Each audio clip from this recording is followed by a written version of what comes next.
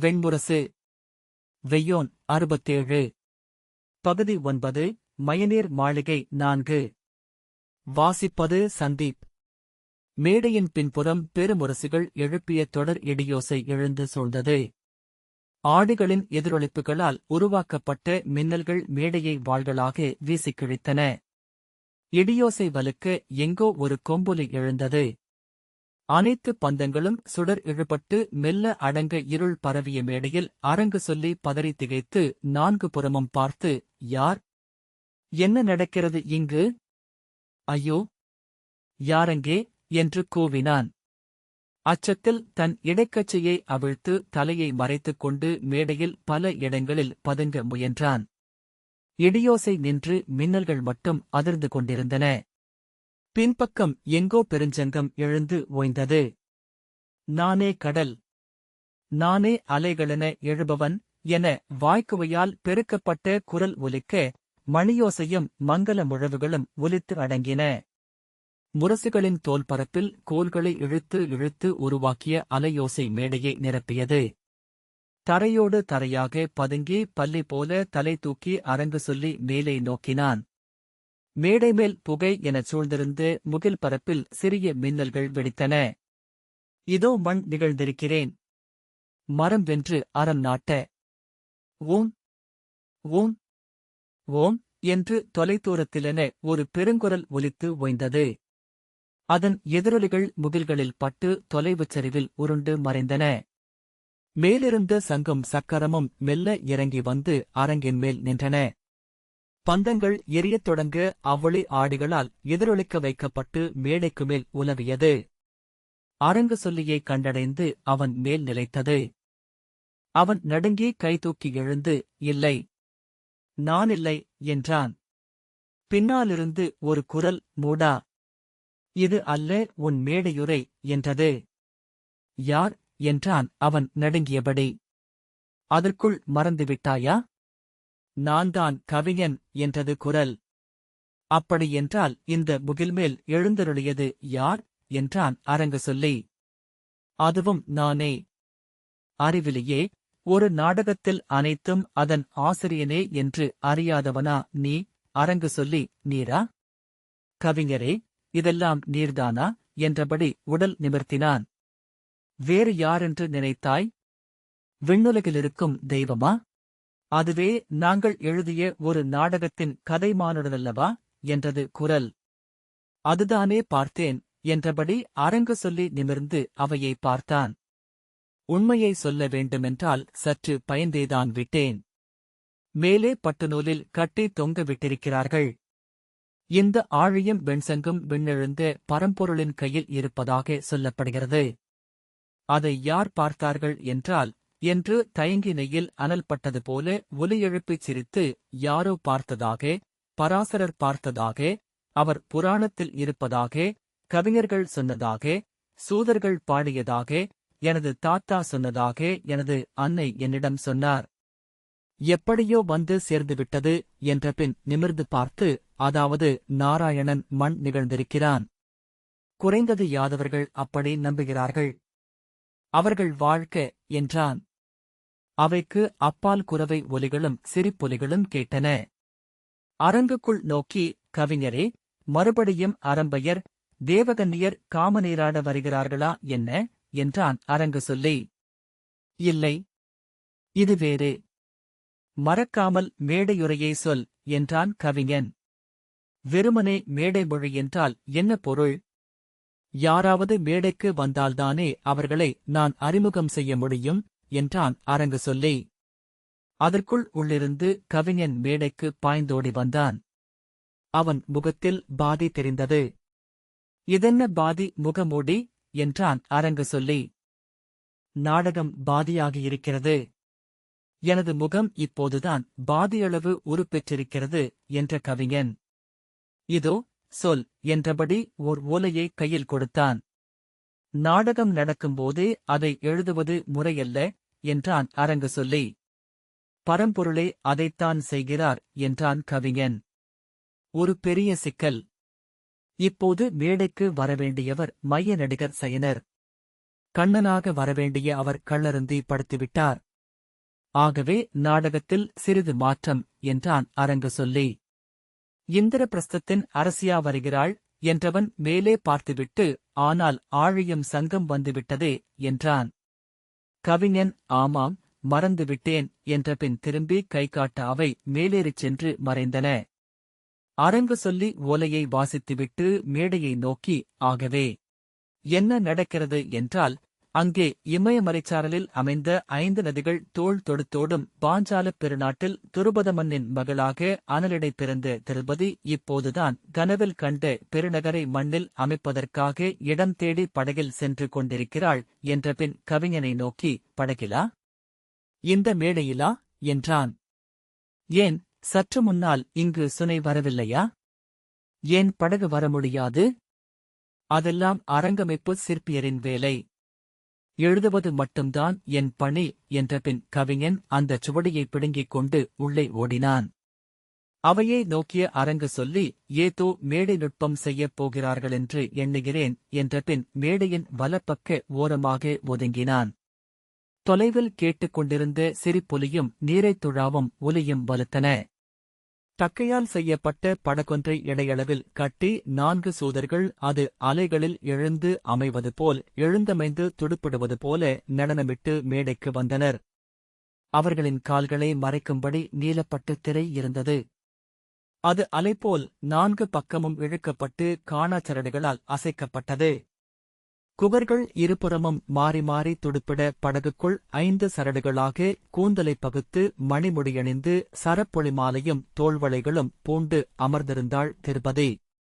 ஒருத்தி அவளுக்கு சாமரம் வீச பிரிதுருத்தி அவளுக்கு தாம்பூலம் வடித்தளித்தாள். ஒற்றை உடலசைதன அவர்கள் அப்படகை மேடையிலேயே அலைமேல் ஆடிச் செல்லச் செய்தனர்.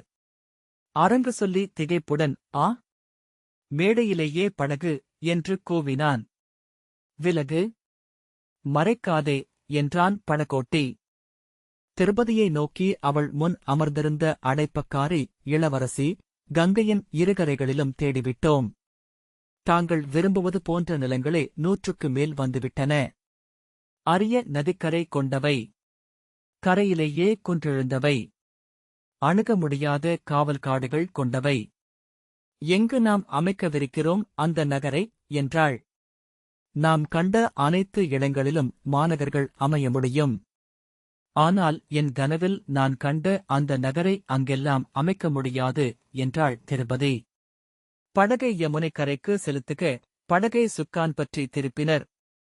தாங்கள் எப்போதும் காணாத நகரென்ற ஒன்று எப்படி தங்கள் கனவில் வர முடியும் என்றாள் சாமரம் வீசியவள். நாம் காலத்தின் இக்கரையில் இருக்கிறோம் என்பதற்காக காலத்தின் அக்கறை அங்கு இல்லை என்று பொருளல்ல. அந்நகரம் அதற்குரிய நிலத்தில் அமைந்திருக்கிறது. இந்நதியைப் போல் காலம் நம்மை அலைகளிலே ஏற்றி இறக்கி அங்கே இட்டுச் சென்று கொண்டிருக்கிறது. அதை நாம் கண்டடைவதொன்றே எஞ்சியுள்ளது என்றாள் திரௌபதி. அரங்கு சொல்லி சிரித்து அவையினரிடம், அரிய மேடைமொழி. அரசகுடியினருக்கும் அமைச்சர்களுக்கும் மட்டுமே இதெல்லாம் நாடகங்களில் எழுதி அளிக்கப்படுகிறது. நானெல்லாம் இதைச் சொன்னால் நீங்கள் சிரிப்பீர்கள் என்றான். யாரது சத்தம் போடுவது என்றான் படகோட்டி. அரங்கு சொல்லி, நான் அரங்கு சொல்லி என்றான். அரங்கு சொல்லியா? எங்கிருக்கிறாய் என்றான் அவன். அரங்கு சொல்லி, காலத்தின் இந்த கரையில். நீங்கள் வந்து சேர இன்னும் பல ஆண்டுகளாகும் என்றான். அதுவரை உன் வாயை மூடிக்கொண்டிரு. எதிர்காலத்தின் குரல் வந்து காதில் கேட்டால் எவரால் நிம்மதியாக காலத்தில் துடுப்புந்த முடியும் என்றான் படகோட்டி. அத்துடன் எதிர்காலத்தை காதால் கேட்டபின் எவராவது எதையாவது கட்டுவார்களா என்ன? அரங்கு சொல்லி, ஆம், அது உண்மைதான் என்றபின் தன் வாயை கைகளால் மூடினான். அரசி, இந்தக் காடு கூட உகந்ததாகவே உள்ளது. இங்குள்ள மரங்கள் கோபுரங்கள் போல எழுந்திருக்கின்றன. 3 சிற்றாறுகளால் இது ஊடுருவப்பட்டுள்ளது. ஒருபோதும் இங்கு நீர்வளம் குறையப் போவதில்லை. இங்கொரு துறைமுகம் அமையுமென்றால் பாரத வருஷத்தின் பெருங்கலங்களே கூட இங்கு வந்து சேர முடியும் என்றாள் அடைப்பக்காரி. ஆம், என்றோ இங்கொரு பெருநகரம் அமையவிருக்கிறது. ஆனால் அது இந்திரபிரஸ்தம் அல்ல என்றாள் திரௌபதி. தாங்கள் ஏன் காம்பிலியம் போல் நமது ஐங்கொடிகளுக்குரிய ஒரு நகரை அமைக்கக்கூடாது என்றாள் சாமரக்காரி. இந்திரன் நமது தெய்வமல்ல, இந்திரனுக்கு நாமே நகரமைக்க வேண்டும். அது ஒரு கனவு நிமித்தம் என்றாள் திருபதி. கனவில் எழுந்தது ஒரு பொன்னிறப் பாம்பு. உருகிய பொனோடை போல் என்னை அணுகி நீர்த்துளி போல் என் சுட்டு விரலை தொட்டது. குளிர்ந்த தளிர் என சுற்றி என் மேல் ஏறியது. அன்னையின் வருடல் போல், தந்தையின் அணைப்பு போல், பெருங்காதலின் தழுவல் போல் என்னை முற்றிலும் சுற்றிக் கொண்டது. என் முன் அதன் முழைத்தலை எழுந்தபோதுதான் அதன் பேருருவை கண்டேன். அதன் நீலமணிக்கண்கள் என் விழிகளுடன் ஒளிகோத்தன. அதன் மூச்சு என் முகத்தில் சீறியது. அதன் அனல் என் இதழ்களை தொட்டுச் சென்றது. அக்கனவில் பாம்பென என்னுள் வந்தவர் இந்திரன் என்றறிந்தேன். சில கணங்களுக்குப் பின் அவள் நீள்மூச்சு விட்டாள். அன்று நான் மிகவும் சிறுமி. ஆனால் என் பெண்ணாழம் இந்திரனை அடையாளம் கண்டு கொண்டது. பெருவிழைவின் இறைவன், நிறைவு என ஒன்றில்லாதவன். அவனே என் இறைவன். நான் விழைவது அவன் முடிசூடி குடிகொள்ளும் ஒரு பெருநகர். அது ஓர் அனல் துளி. பற்றி எரித்து இப்பாரதவர்ஷத்தை உண்டு மேலும் பசிகொண்டு விண்தொட்டு ஏறும் பெருவிழைவு அது. அடைப்பக்காரி பேரவா என்பது பேரழிவுக்குச் செல்லும் பாதை என்றே நம் முன்னோர் கற்பித்திருக்கிறார்கள் அரசி என்றாள். அது எளிய மக்களுக்கு. இங்கே மண்ணிகழ்ந்து காலத்தை சமைத்து கதைகளென எஞ்சி விண் திகழப் போகும் என்னை போன்றவர்களுக்கு அல்ல என்றாள் திருபதி. நான் அன்றிரவு இந்திரனின் அணைப்பில் என்னை யாரென்று அறிந்தேன். பாரதவர்ஷத்தின் சக்கரவர்த்தினி. பிறிது வருமல்ல, இரு தோழியரும் அவள் விழிகளை நோக்கி சொல்லின்றி அமர்ந்திருந்தனர். அவள் திரும்பி, ஆ, அதோ அங்கே என்றாள். இருவரும் திரும்பி நோக்க அவள் தோரணவாயிலென வெண்வில் வளைந்துள்ளது என்றாள். எங்கும் உச்சி வெயில் ஊன்றி நின்றிருக்க அங்கு மட்டும் எப்படி எழுந்தது இந்திரவில் என்றாள் சாமரக்காரி. அடைப்பக்காரி, ஆம், அங்கு மட்டுமென ஒரு கார்முகில் நின்றிருக்கிறது. அதிலிருந்து வெள்ளி நூல்களென மழை அக்காடு மேல் இறங்கியிருக்கிறது என்றாள். திருப்பதி, படகை அங்கு செலுத்துக என்றாள். அங்கா? இளவரசி, அங்கே நாம் செல்லலாகாது என்று குகர்கள் அஞ்சிக் கூவினர். அது எந்த இடம் என்றாள் திருபதி. படகை முன்னால் செலுத்திய குகன் திரும்பி, இளவரசி, அதன் பெயர் காண்டவக்காடு. மானுடர் அணுக ஒண்ணா மாயநிலம் அது என்கிறார்கள். தலைமுறைகள் என எங்கள் குடிகள் எவரும் அக்கரையை அணுகியதில்லை என்றான். சரி, என் ஆணை இது.